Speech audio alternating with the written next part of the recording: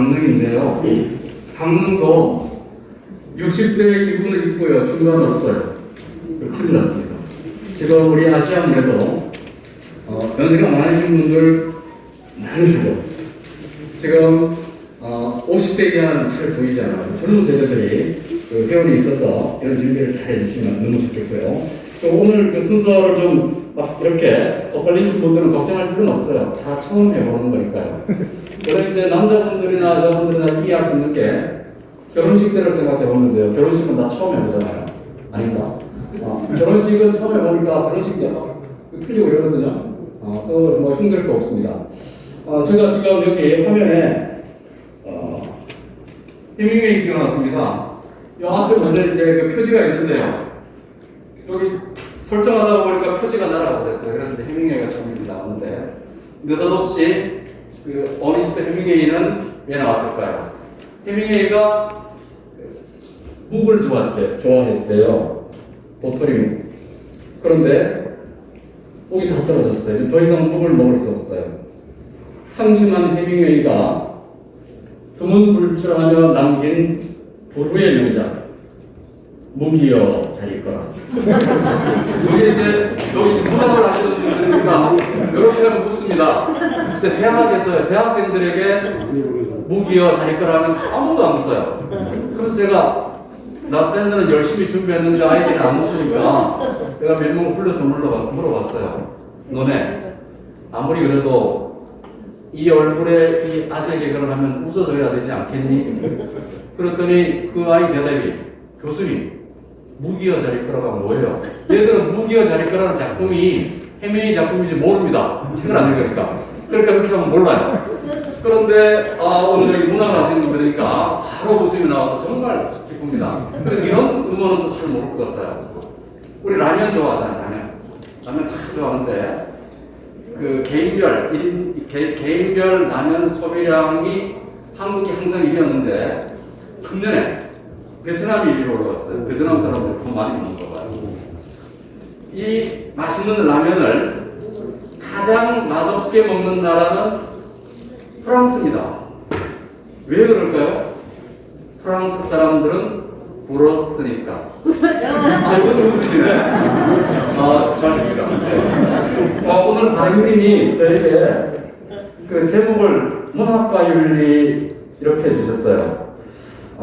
발행인께서 요구하시는 그 내용이 뭔지 제가 여쭤보지 않고 그냥 15분 동안 마칠 거니까 제 마음대로 했습니다. 그래서 그냥 제 마음대로 사실 여기 화면 띄우는 건요 저를 쳐다볼까봐 화면 띄우는 거예요. 내용 잘 안 봐도 됩니다.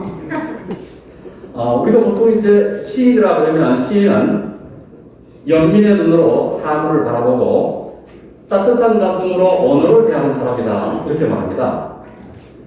동물들은 고개를 숙이고 땅을 바라보지만 너희 인간만은 눈을 들어 별을 바라보라 이렇게 신께서 명하셨다고 오비디우스가 변신 이야기에서 그 변신 이야기라는 그 책 속에 오비디우스가 이제 그렇게 썼거든요. 지금 말한 것처럼 사람들은 너희 인간들은 눈을 들어서 별을 바라보라 이렇게 신께서 명했다는 거예요. 우리는 단지 현상을 이해하는 것만으로는 만족하지 않습니다. 늘 한 단계 보다 더 아름다운 세상을 꿈꾸며 살아야죠. 어떻게 살아야 할까요? 예, 좀 도와줘. 저기 누가 앉아있으면요, 그냥 퉁 눌러주세요. 한 번씩. 그렇게 그냥 하트는 한 번씩 누르면 됩니다. 네, 그렇게. 됐습니다. 행복하게 살아야 되죠. 지난해 제가 할 때도 이렇게 안 넘어갔어요. 그냥 했어요. 그런데 그냥 해볼게요. 안 되면 그냥 하도록 하고요. 발행님 말씀하셨지만 이 기계는요 쓰던 사람이 써야만 되거든요. 안 쓰던 사람이 쓰면 잘 안 되는 경우가 아주 많습니다. 그래서 발행님께서 올해 내년에 저를 안 자르실 거죠? 안 자르신다 했으니까 내년에 제가 들어와서 전체를 제가 풀 세팅을 해서 아무 문제 없도록 그렇게 하겠습니다. 만약에 오늘 사회를 하신 저 예쁜 교수님이 내년에 또 사회를 하면 제가 1시간 정도 도전을 해서 지금 어디 오고 계시냐, 어디냐 이렇게 이제 물을 거예요. 그래서 미리 오셔서 대본을 다 읽어보셔야 돼요. 그래야 이제 혼란스럽지 않은데 아마 무슨 급한 일이 있을겠죠. 또 아니면 이 서울 시내 교통이 좀 복잡하잖아요. 그래서 아마 늦어질 텐데 하여튼 오늘 갑자기 받아가지고 너무 당황하고 오셨을 텐데 수고 많으셨어요. 우리가 어떻게 살아가야 되느냐? 행복하게 살아야 됩니다. 여기 화면에 띄워놨습니다. 인간의 단 한 가지 의무가 있다면 그것은 행복하게 사는 것이다. 헤르만 헤세의 말이고요. 모든 인간은 행복을 추구하고 고통을 싫어한다. 쾌락이 좋고 고통이 나쁘다는 것은 증명을 요구하지 않는다. 마음이 그것을 느끼기 때문이다. 파스칼의 말입니다. 행복의 기준은 다 저마다 다르지만 우리는 누구나 행복하게 살기를 원합니다. 작가는 작품을 통해 행복한 삶을 꿈꿉니다. 또 작품을 통해 내 마음을 정화하는 것에 그치지 않고요. 삶에 지친 누군가에게 또 희망을 잃은 누군가에게 특별한 메시지를 전합니다. 또 때로는 작가는 작품을 통해 사회윤리를 바로잡으려는 그런 의지를 갖기도 합니다. 그래서 우리가 이 볼륨은 가만 두시고요. 네, 가만 두시고요. 최만식은 탕류라는 소설이죠. 탕류에서 1930년대 사회상을 풍자와 냉소로 엮어냈고요. 조세기의 난소봉, 난장에서 어울린 작은 공예는요, 1970년대에 사회적 갈등이 고스란히 드러나 있습니다.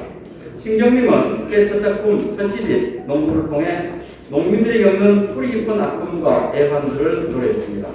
청순한의 학이나 또는 인성의 눈, 신동엽의 껍데기는 가라, 이런 작품들은 대중으로 하여금 사회 문제를 각성하게 하고요. 또 나아갈 방향을 모색하게 합니다. 이것이 문학이까지는 윤리라고 할 수 있겠습니다. 문학은 도덕관념에 매이는 것이 아니라 인간들을 다루는 예술입니다. 이 마이크에 음량이 줄어들었어요. 제가 목소리를 높이면 모르시니까요. 조금만 높여주시면 감사하겠습니다. 제가 지금 예를 들어 이 영화를 볼 필요는 없고요. 정규 감독의 영화 해피엔드가 있습니다. 보신 분도 있을 거예요. 좀 끈적끈적하니까 보실 필요는 없어요. 그 영화는 비극적 불륜을 다루고 있습니다. 학원을 운영하면서 아이를 키우는 여주인공에게는 무능한 실직자 남편과 아주 오래전부터 알고 지내던 연인이 있습니다. 아기를 돌보고 있는 시간에 그 연인이 빨리 나오라고 독촉합니다. 만나자고. 여인은 아기를 재우고 나가려고 분유를 다 써먹습니다. 그러나 아기는 야속하게도 눈이 말똥말똥하고 잘 생각을 안 해요. 바로 그때 이 여자가 아이 분유에 수면제를 합니다. 바로 이 장면, 여기에서 비난이 쏟아지겠죠. 모성을 저버린 여자, 엄마로서의 자격이 없는 여자, 이렇게 비난할 거예요. 우리가 이 여자에게 분노한다는 그건 윤리적 분노일 거예요. 관객은 그녀를 통해서 욕망과 현실과 자기윤리 사이의 혼란에 빠진 그 여인의 내면에 자신을 비추어 볼 겁니다. 그 영화를 보면서요. 문학의 역할은 사회규범이 준수해 있는 게 아니고요. 도덕적인 규범을 지키는 문제가 아니라 나와 타자를 통해 서로 공감하게 하거나 괴리감을 느끼게 하는 그런 작용을 합니다. 내가 확신해 왔던 어떤 그 가치가 그 작품을 보고 흔들리기 시작했다면 우리는 윤리 문제를 바라보게 되는 것이죠. 문학에서의 윤리는 보편적인 규범을 따라가는 것이 아니고 나 아닌 것에 대해서 고민하게 하는 것이 문학의 윤리인 것입니다.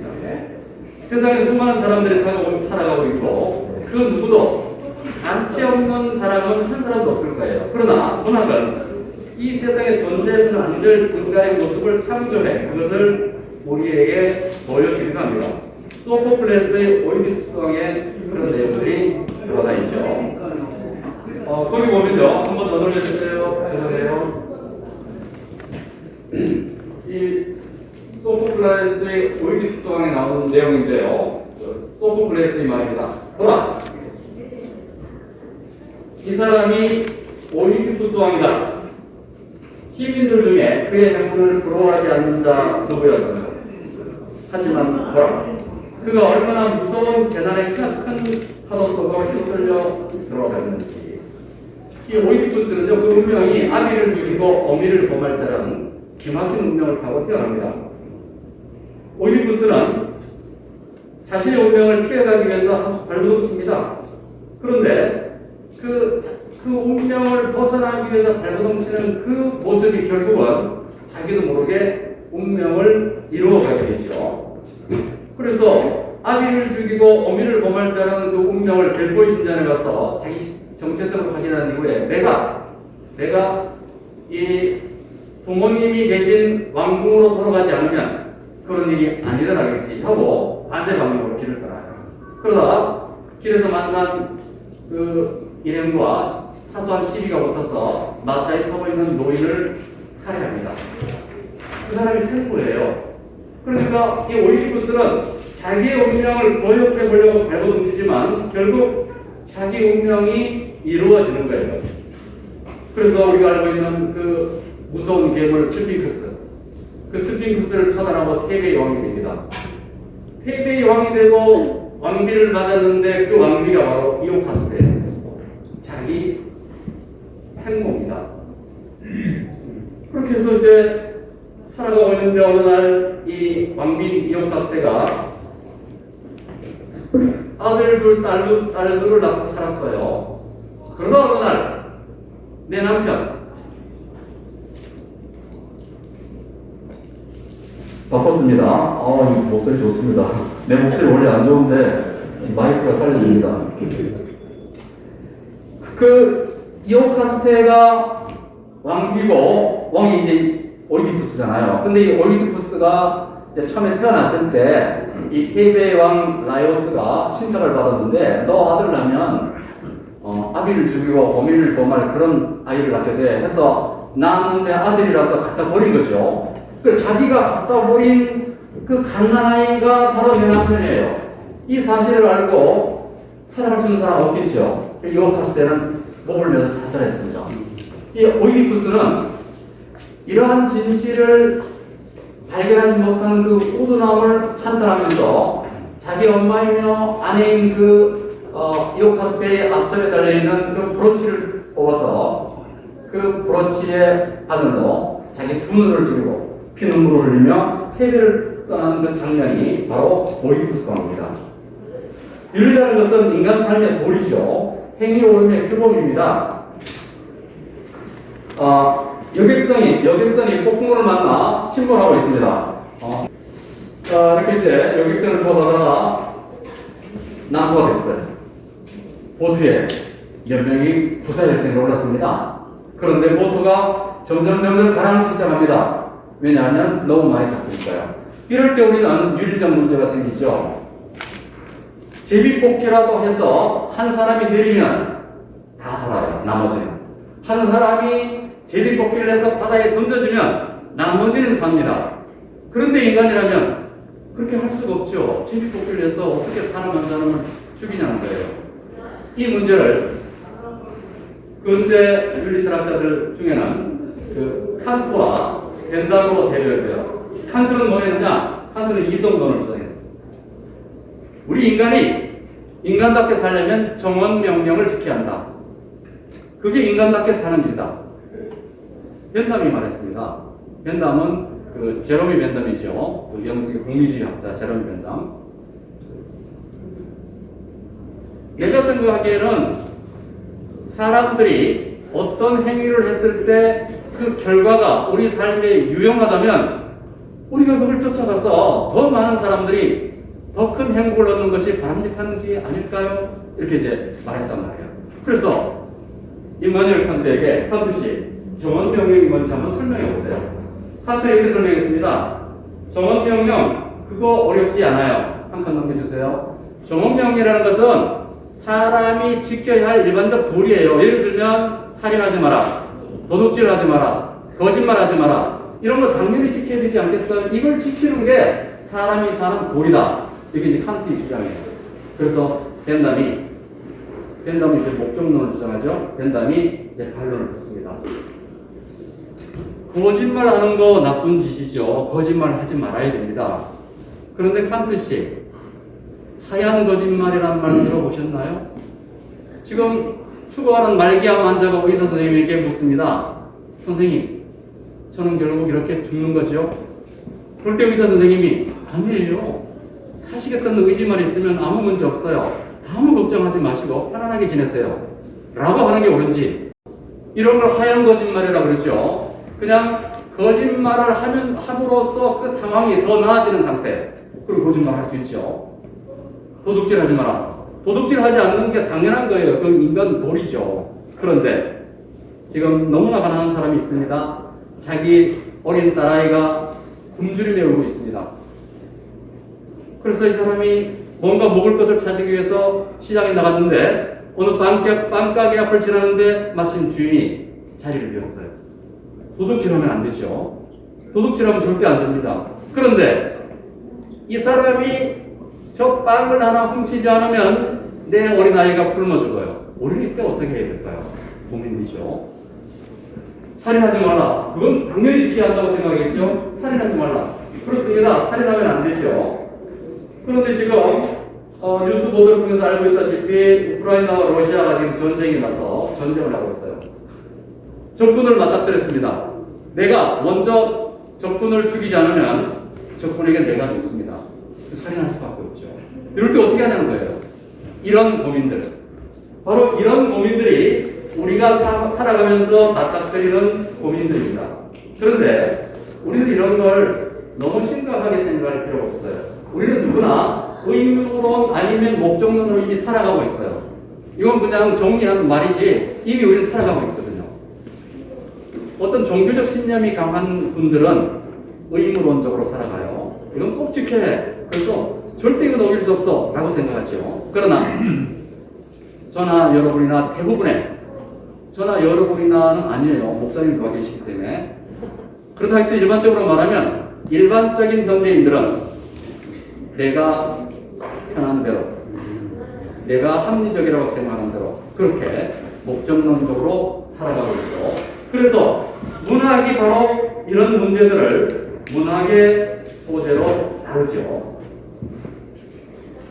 작가가 던져놓은 작품 속의 윤리가 나의 윤리적 판단과 일치하면 공감하게 되고요. 내 윤리관과 엇나가면 고민하게 되는 겁니다. 윤리의 문제는 강요할 수 없습니다. 어느 것이 꼭 맞는 것도 아니죠. 내 신념을 남에게 강요해서는 안 됩니다. 동양이나 서양이나 우리에게 던진 황금률은 같습니다. 한 장만 더 넘겨주세요. 네, 마지막입니다. 공자는 노도에서 이렇게 말했죠. 기서본력을 물시하이다. 내가 하고자 하지 않는 말을 남에게 베풀지 마라. 이거 이제 동양 철학자 공자의 말입니다. 똑같은 말이 있죠. 바로 성경에 있습니다. 남에게 대접을 받고자 하는 대로 너희도 남을 대접하라. 같은 말이죠. 그래서 동서양의 그 윤리적 사상을 가만히 생각해보면 내가 하기 싫은 거 남에게 시키지 않으면 아무 문제도 생기지 않아요. 그런데 내가 좋아하는 것 그러면 남에게 시키면 안 될까? 내가 좋아하는 걸 남에게 시키면 아무 문제가 없을 수도 있으나 문제가 있을 수 있어요. 내가 좋아하지만 남은 싫어하는 게 있거든요. 그래서 내가 하고자 하지 않는 말을 남에게 베풀지 않으면 아무 문제가 일어나지 않습니다. 바로 이게 인간이 살아가는 윤리 문제죠. 근데 이걸 뭐 지켜야 한다, 안 지켜야 한다 이런 걸 고민할 필요 없습니다. 바로 이런 문제들을 작가는 작품 속에서 던지죠. 그러면 그 작품을 읽는 우리 독자들은 그 작품을 통해서 그 윤리적 생각이 나하고 맞으면 아 그렇구나 궁금하면 되고요. 나하고 안 맞으면 내 마음이 흔들리면 되는 거예요. 아 이렇게 생각하면 안 된다. 이렇게 생각하면 될 거라고 믿습니다. 아시아문의 가족 여러분, 금년 한 해가 저물고 있습니다. 피그말리온 효과라는 말이 있죠. 마음이 간절하면 원하는 바를 다 이룰 수 있다고 합니다. 2023년 새해도 우리 아시아문의 가족 여러분들에게 무누이 함께 하시길 빕니다. 감사합니다.